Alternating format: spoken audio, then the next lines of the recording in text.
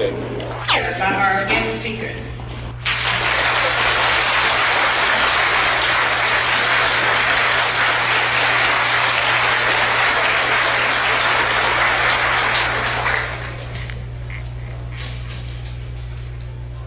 In the name of Allah, the Beneficent, the Merciful, to whom all praise is due, whom we forever thank for giving us the Honorable Elijah Muhammad as our leader, teacher, and guide.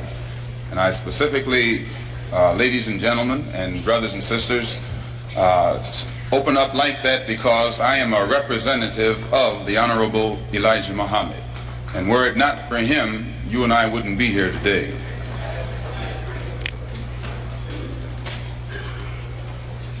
In order for you and me to devise some kind of method or strategy to offset some of the events or repetition of the events that have taken place here in Los Angeles recently, we have to go to the root. We have to go to the cause. Dealing with the condition itself is not enough. We have to get to the cause of it all, or the root of it all. And it is because of our effort toward getting straight to the root that people oftentimes think we're dealing in hate.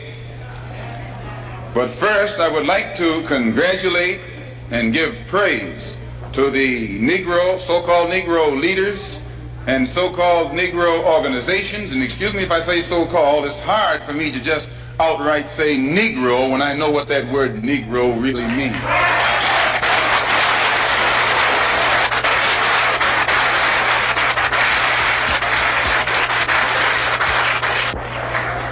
The person whom you have come to know as Ronald Stokes, we know him as Brother Ronald.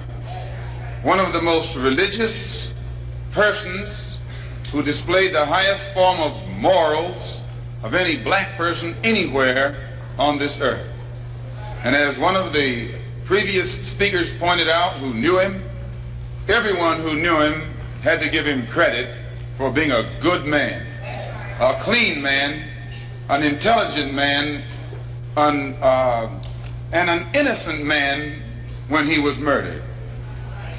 The Negro, so-called Negro organizations and leaders should be given great credit for their failure or refusal to let the white man divide them and use them one against the other during this crisis.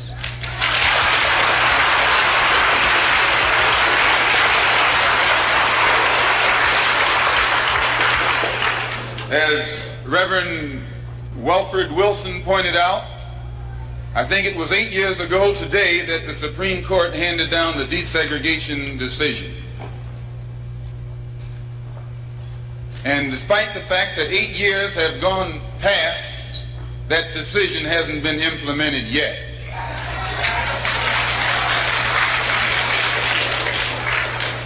I don't have that much faith. I don't have that much confidence, I don't have that much patience, and I don't have that much ignorance to...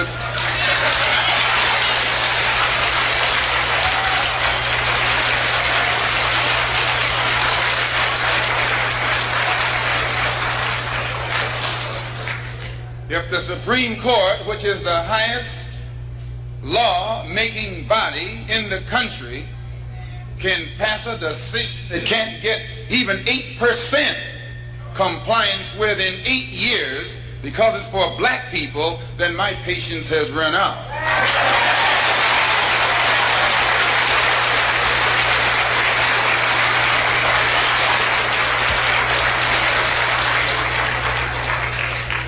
When black people who are being oppressed become impatient, they say that's emotional.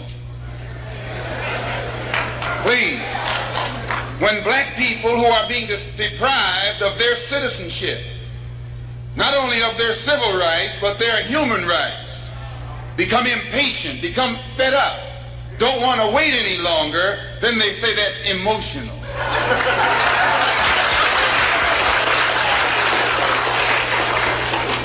The Negro, so-called Negro leaders and organizations should be praised.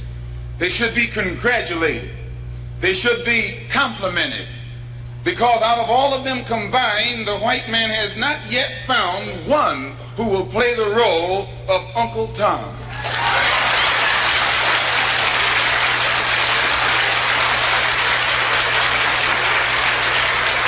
He's going to send his maid out and get all the other Negro leaders rounded up and make them do something to stop what they call this menace that's presented by Muslims. But yet he has found no Tom, no puppet, no parrot who is still dumb enough in 1962 to represent the injustices that he's afflicting against our people. We don't care what your religion is. We don't care what organization you belong to. We don't care how far in school you went or didn't go. We don't care what kind of job you have. We have to give you credit for shocking the white man by not letting him divide you and use you one against the other.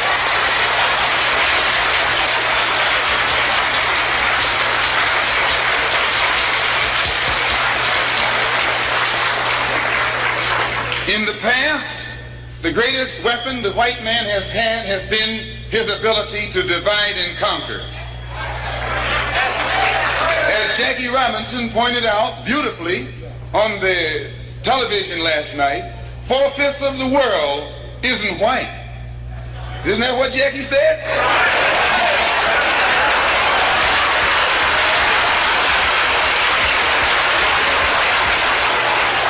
And if 4/5 of the world is dark, how is it possible for 1/5 to rule, oppress, exploit, dominate, and brutalize the 4/5 who are in the majority? How do they do it? Divide and conquer.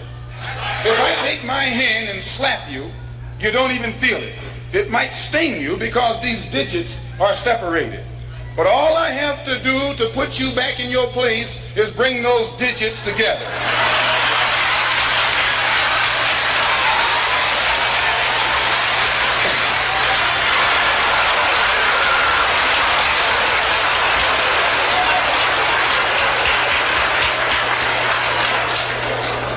This is what the white man has done to you and me. He has divided us and used us one against the other. But today, thanks to Allah, you can say thanks to God or thanks to Jesus or thanks to Jehovah, whatever you want.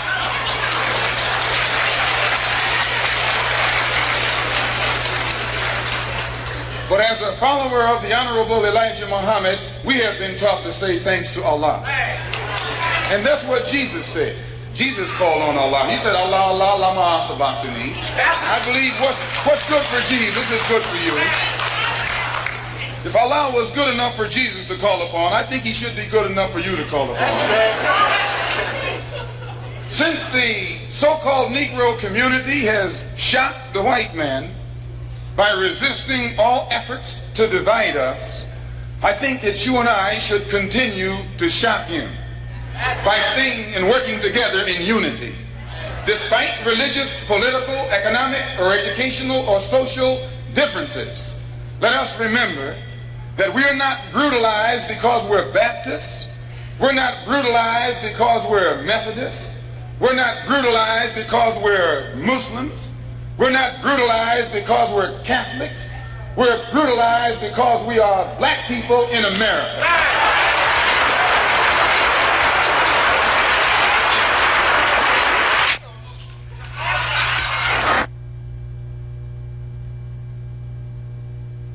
Negroes don't like to act emotional, you know. They think that that's not being intelligent. Here your mother is being raped and you're not supposed to be emotional. Your women, please, your women can't walk the street without some cracker putting his hands on her, then you're not supposed to be emotional.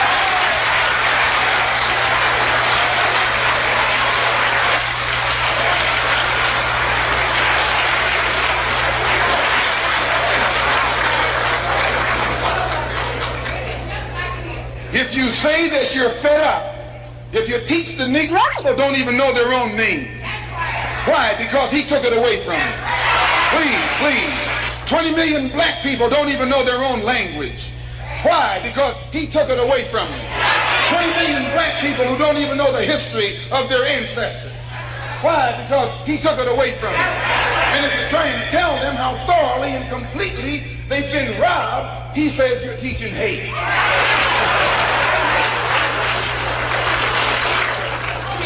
That's something to think about. Today you are coming out of college. You're coming out of the leading universities. You're trying to go in a good direction, but you don't know which direction to go in. And if somebody tries to take you right to the root of your problem, they say that that man's a hate teacher.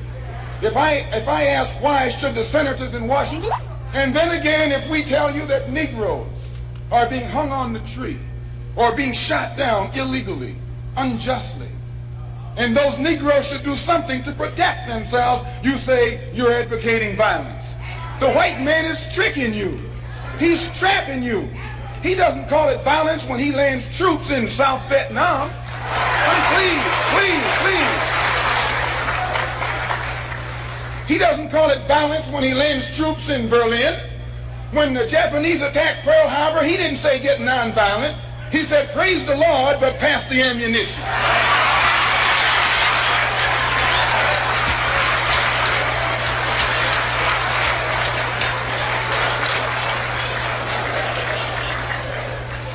But when someone attacks you, when someone comes at you with a club, when someone comes at you with a rope, when someone comes at you with a gun, despite the fact that you've done nothing, he tells you, suffer peacefully.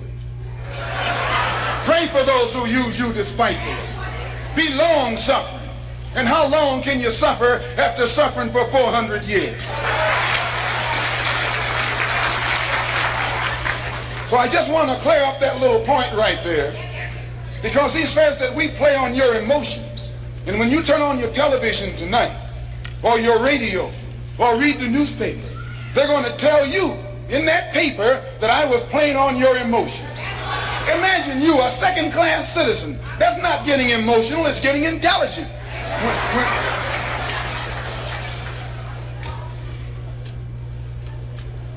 And as far as your mayor is concerned, I see should say their mayor, a man named Yorty, who has been slandering the Muslims, a professional liar,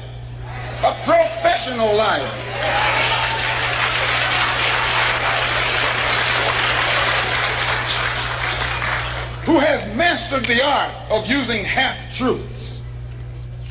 Put it in the paper that they broke into our religious place of worship and got records that they can use to prove that most of us have criminal records. You can't be a Negro in America and not have a criminal record.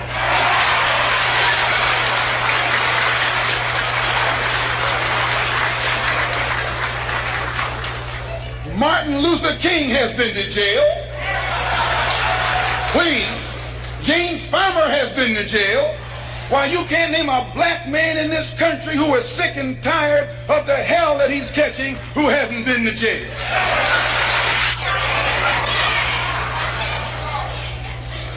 Charged him with being seditious. They put Moses in jail. They put Daniel in jail. Why, you haven't got a man of God in the Bible that wasn't put to jail when they started speaking out against exploitation and oppression.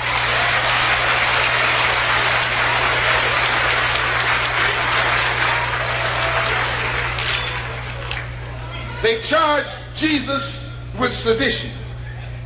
Didn't they do that? They said he was against Caesar. They said he was discriminating because he told his disciples, go not the way of the Gentiles, but rather go to the lost sheep. He discriminated. Don't go near the Gentiles, go to the lost sheep. Go to the oppressed. Go to the downtrodden. Go to the exploited. Go to the people who don't know who they are, who are lost from the knowledge of themselves, and who are strangers in a land that is not theirs. Go to those people. Go to the slaves. Go to the second-class citizens. Go to the ones who are suffering the brunt of Caesar's brutality. And if Jesus were here in America today, he wouldn't be going to the white man. The white man is the oppressor. He would be going to the oppressed. He would be going to the humble. He would be going to the lowly. He would be going to the rejected and the despised. He would be going to the so-called American Negro.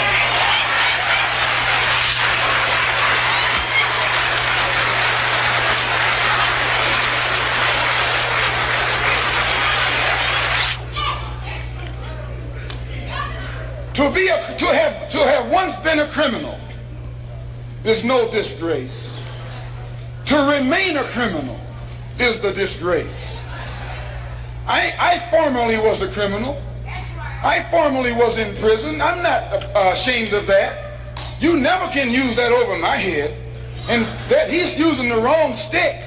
I don't feel that stick.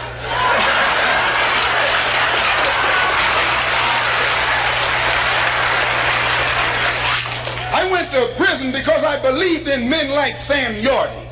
I went to prison because I trusted men like Sam Yorty. I went to prison following the philosophy of men like Sam Yorty. But since I've been following the Honorable Elijah Muhammad, I have been reformed, and that's more, please. That's more than Sam Yorty and Chief Parker and all these other white politicians have been able to do with the inmates in the prisons of this state. They should give Mr. Muhammad credit. They should give Mr. Muhammad credit for reforming and rehabilitating men whom they have failed to reform and rehabilitate.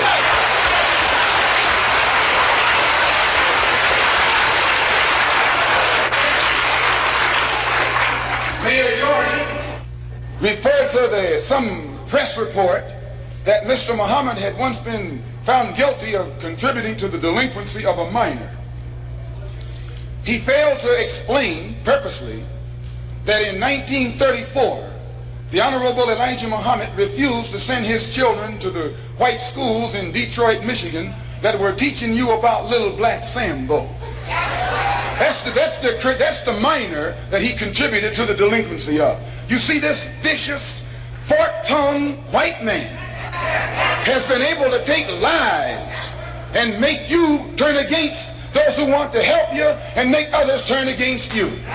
This is the contributing to the delinquency of a minor that this mayor, or man who calls himself mayor, is talking about. In the same article, he said that the Muslims are the same people who rioted in the United Nations. Someone should pull his coat and let him know that at the present moment, there are $6 million worth of suits leveled against two of New York's leading newspapers for making the mistake of charging the Muslims as being involved in those United Nations riots. We were not involved. And if this fork-tongued man who calls himself your mayor had taken the time to find that out, he wouldn't be walking into the trap that he's letting his ignorance lead him into.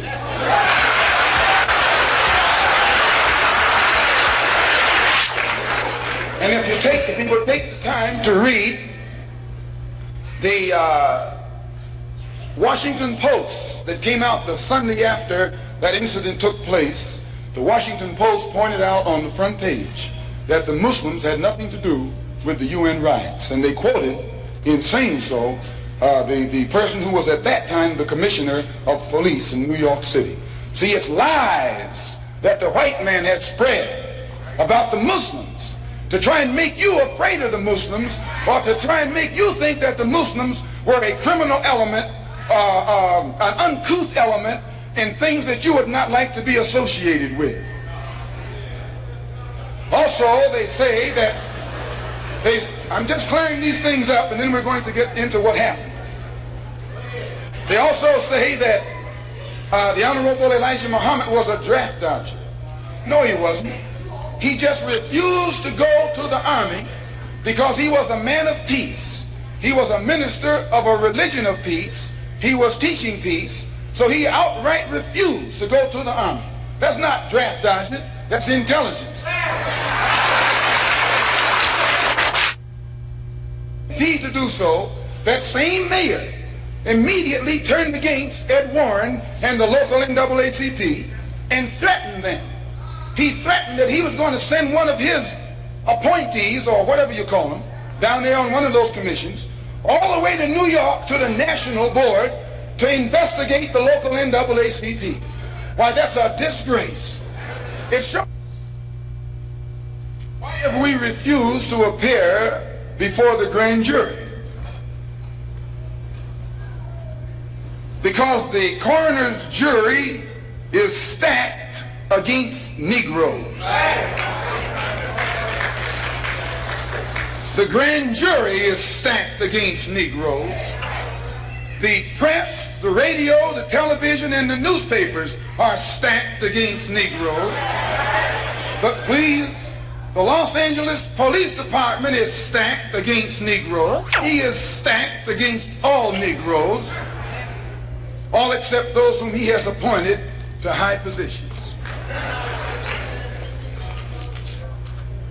The controlled press, the white press, inflames the white public against Negroes. The police are able to use it to paint the Negro community as a criminal element. The police are able to use the press to make the white public think that 90% or 99% of the Negroes in the Negro community are criminals.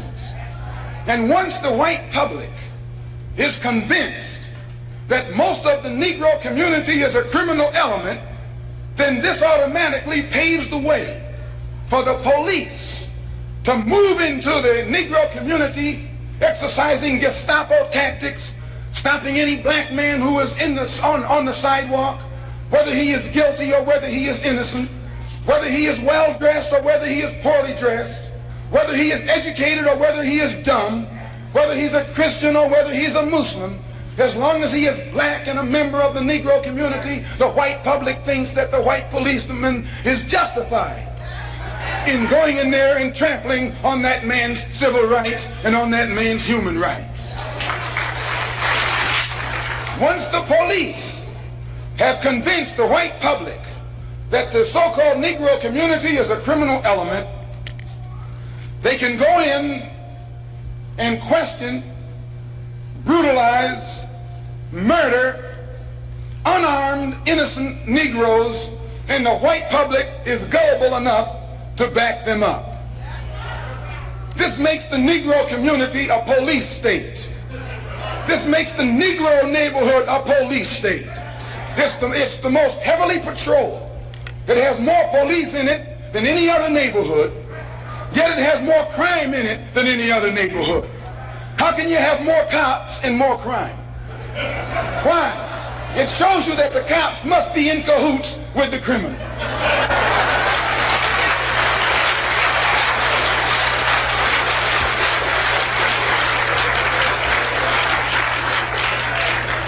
The texture of the hair that God pleased, that God gave them, so much that they'll put lye on it. Do you realize? Now, you know, brother, lye will eat a hole in steel, and you know your head is not that hard.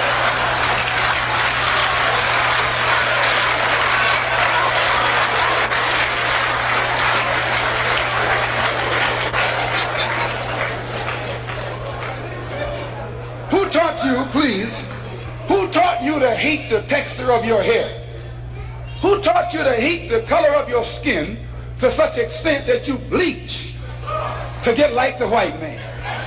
Who taught you to hate the shape of your nose and the shape of your lips? Who taught you to hate yourself from the top of your head to the soles of your feet? Who taught you to hate your own kind? Who taught you to hate the race that you belong to? So much so that you don't want to be around each other. No, before you come asking Mr. Muhammad, does he teach hate, you should ask yourself, who taught you to hate being what God gave you?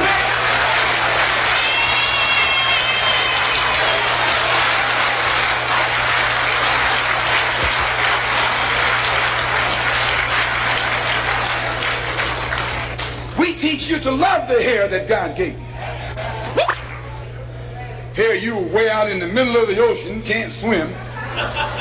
and you worried about someone that's in the bathtub and can't swim.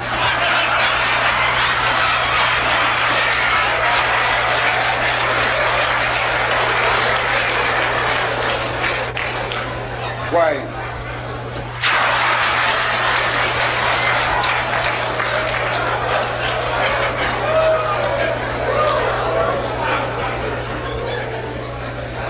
An alcohol tax. We don't steal, we don't gamble, we don't lie, and we don't cheat. And that also deprives the government of revenue, because you can't get into a whiskey bottle without getting past the government seal. You can't open a deck of cards without getting past the government seal. Here's a white man makes the whiskey and then puts you in jail for getting drunk.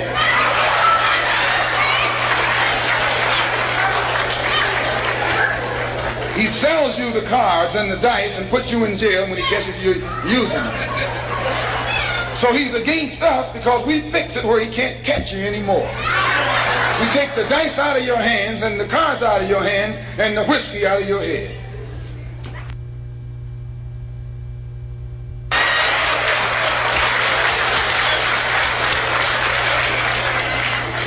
The most disrespected person in America is the black woman. The most unprotected person in America is the black woman.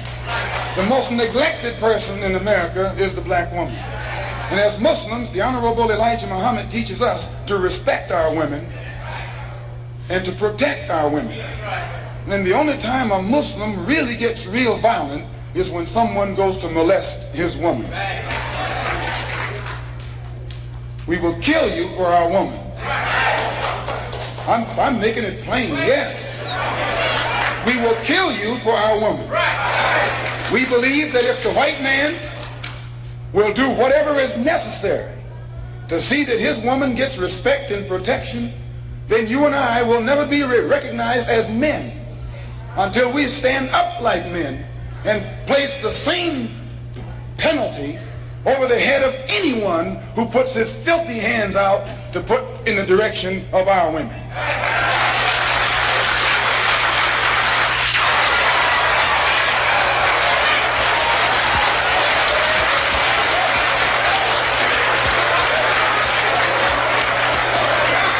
Black people in America, we respect them, but we want them to respect us. We think that the law should respect the Negro community. The law should protect the Negro community. The law should approach the Negro community with intelligence if it expects the Negro community to react intelligently. So the Honorable Elijah Muhammad teaches us to always avoid anything that smacks of disrespect for the law. And if the police department tells the truth, they will have to admit that they have never had any experiences with Muslims that have ever been anything other than honorable unless they themselves come at us in a dishonorable way. The Los Angeles Police Department has no case against the Muslims. It has no case against these brothers whom they shot down. And because it has no case, it's trying to create a case. It's trying to manufacture a case. And therefore they set up a grand jury hearing of the case so that they could hear it behind closed doors, and after hearing what we have to say, then build their particular strategy or defense against the actions that they committed on that April the 27th. So at the advice of our attorneys, we purposely, the victims, those who have been indicted, or rather those who have been arrested and are out on bond, have purposely refrained and refused from making any statement whatsoever until after the case appears in court. And when you hear their story, it will be in a public trial. We have already had experience with these private hearings behind closed doors. Anything that the white man has to do to the Muslim, he has to do it in the open. He has to do it in public, or he has to put every single one of us behind bars for the rest of our lives.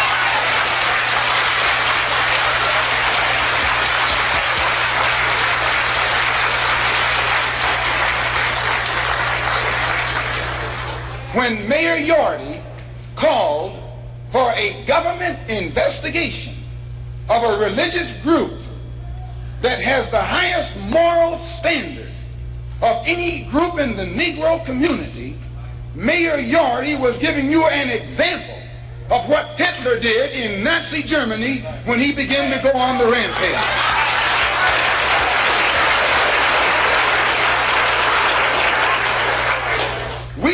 We have confidence that the white public and the black public, if they hear our case, if they hear and have access to the investigation, will never be fooled by this phony setup that's stacked from the top all the way down.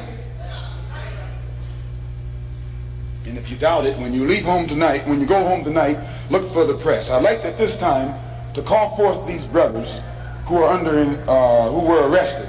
The brothers who were arrested, come up here behind these chairs, please.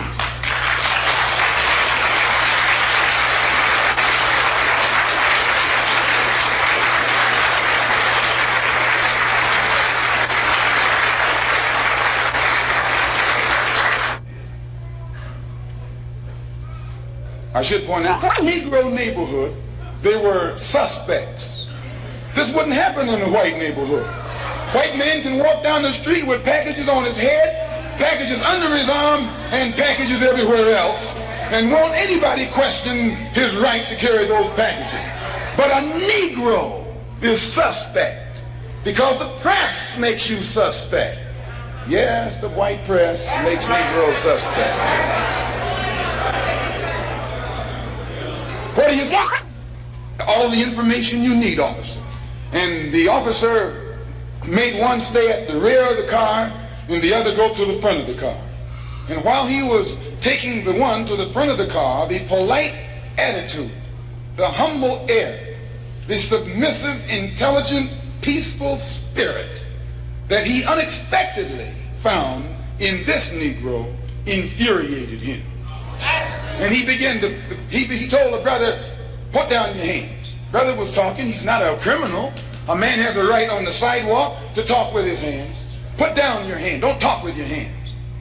And when the brother continued to gesture with his hands, the officer grabbed his hand, twisted it around behind his back, flung him up against the car, and then that's when hell broke loose.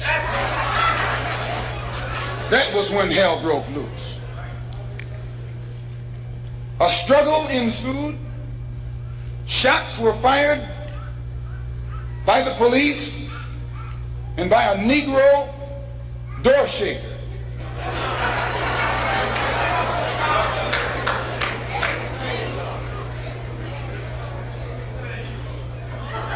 An alarm went out. When the alarm went out, instead of the police going to the place where the incident occurred, the police went 1 block away to the temple. When they arrived there, they got out of their cars with their guns smoking. You would have thought it was Wyatt, what his name? Wyatt Earp. I'm telling you, they came out of those cars and we have enough witnesses to hang them with their guns smoking. Chief Parker knows this, Mayor Yorty knows this, and every police official in the city knows that. They didn't fire no warning shots in the air. They fired warning shots point blank at innocent, unarmed, defenseless Negroes.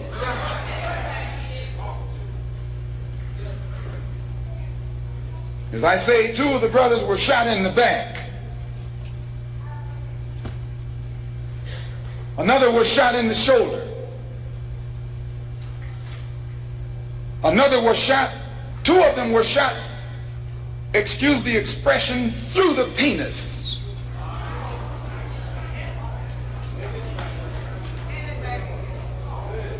Another was shot in the hip and the bullet came out the other side. Brother Arthur here was shot 1/4 of an inch from his heart. Let me tell you something, and I'll tell you Why you say we hate white people? We don't hate anybody. We love our own people so much they think we hate the ones who are inflicting injustice against them.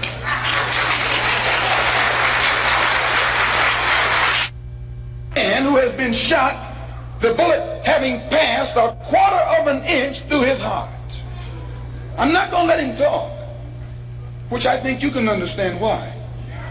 You should listen to the conversation of the police officers while it was going on. Two of the brothers who had been shot were lying hand in hand. The officer said they were chanting a death chant. You read that? They were saying, Allahu Akbar. What does that mean?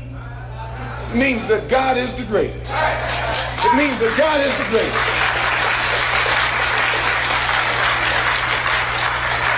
Understand, this that the white officer called a death chant was a prayer. They were praying when they were shot down. They were saying, Allahu Akbar. And it shook the officer up because they haven't heard black people talk any kind of talk but what they taught them.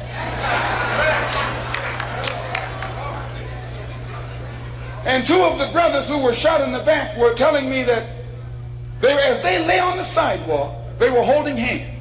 They held hands with each other, saying Allahu Akbar.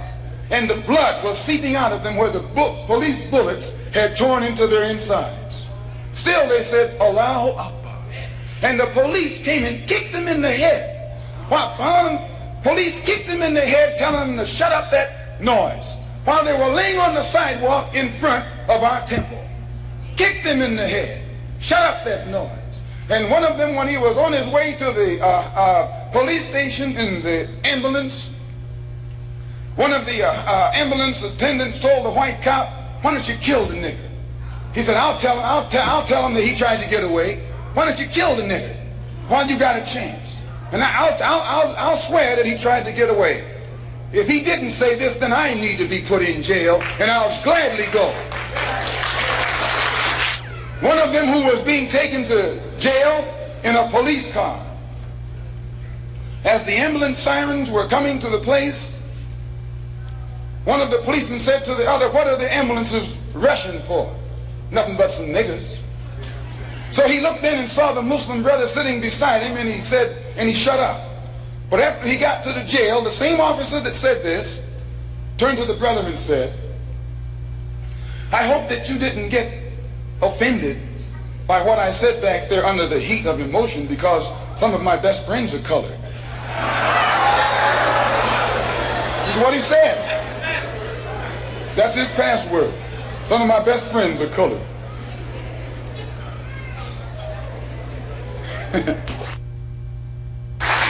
And I, for one, as a Muslim, believe that the white man is intelligent enough. If he were made to realize how black people really feel and how fed up we are without that old compromise and sweet talk, why, you're the one that make it hard for yourself. The white man believes you when you go to him with that old sweet talk, because you've been sweet talking him ever since he brought you here. Stop sweet talking him. Tell him how you feel. Tell him what kind of hell you've been catching, and let him know that if he's not ready to clean his house up, if he's not ready to clean his house up, he shouldn't have a house. It should catch on fire and burn down.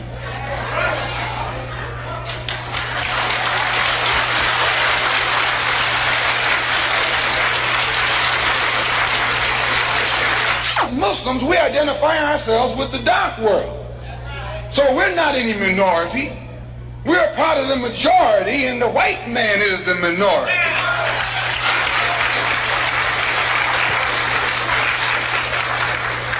You have to know this to understand us. We don't think any odds are against us. We don't fight a battle like the odds are against us. Why, the whole dark world today is in unity. It's one. If you don't think so, look at the United Nations. When the dark world votes, they vote as one.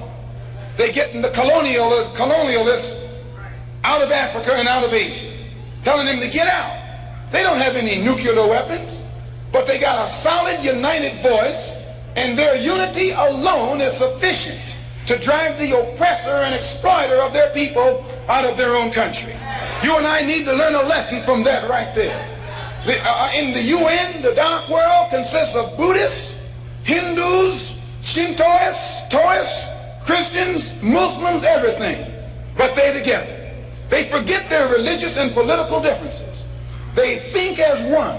They move as one against a common enemy. And out of Algeria, he's going. Don't think he's not going. He's going.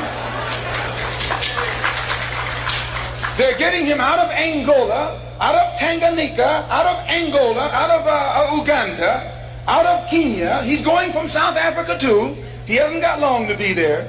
All over this earth, dark people who have been oppressed and exploited by those who are not their own kind, strangers, are coming together to get the oppressor off their back.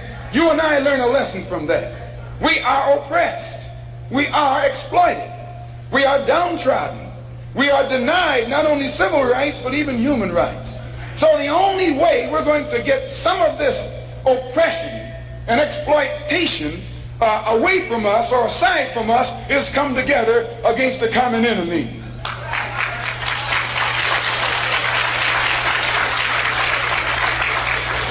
When they sat down at the Bandung conference, everyone there had this in common: a dark skin. Some of those who were sitting there were socialists, some were communists, some were capitalists, some were Christians, some were Buddhists. They were everything. But all of them was dark skin. And they looked at that dark skin and agreed that this is one thing they had in common. Well, forget that you're a Methodist. Forget that you're a Catholic. Forget that you're a Protestant. Forget that you're a Muslim. Remember that all of us are black and we're catching hell from the same man, and we have to unite to get him off our back. Today, Allah blessed us to collect